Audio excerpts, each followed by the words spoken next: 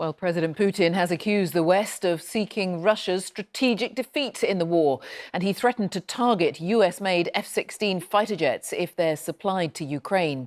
Speaking at his annual economic forum, Mr. Putin said his country remained strong despite international sanctions. Our Russia editor, Steve Rosenberg, reports. He can't put a foot wrong, he'd like us to think. So, in St. Petersburg, Vladimir Putin delivered two messages to his people and to the world: that Russia's economy has survived sanctions and Russia's army will be victorious.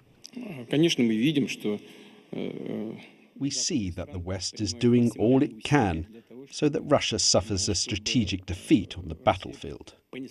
But soon, Ukraine will stop using its own military hardware altogether. There's nothing left. Everything with which they fight and use is brought in from abroad. You can't fight like that for long. The Kremlin leader claimed that Russia's military is inflicting heavy casualties on Ukraine, and he warned the West against giving Kiev US-made F-16 fighter jets. Their tanks are burning. Several tanks have been destroyed, including Leopards. And the F-16s will also burn. I have no doubt.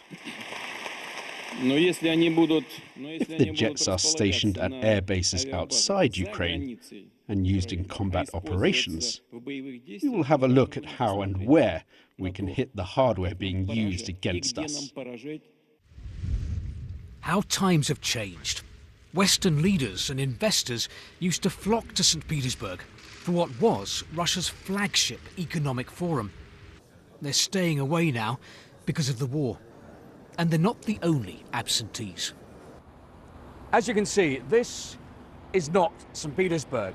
This year, journalists from what Russia has officially labelled unfriendly countries, and that includes Britain, have been barred from the economic forum.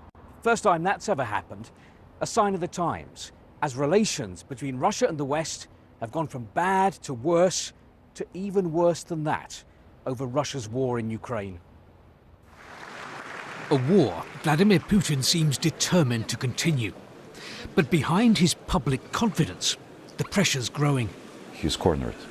He doesn't have a visible exit for himself, and because of that, he has to continue this war until the end. What does it mean end? What does it mean end point? What does it mean victory? Nobody knows. After more than 2 decades in power, Vladimir Putin has grown used to winning. The possibility of defeat he will find hard to contemplate. Steve Rosenberg, BBC News, Moscow.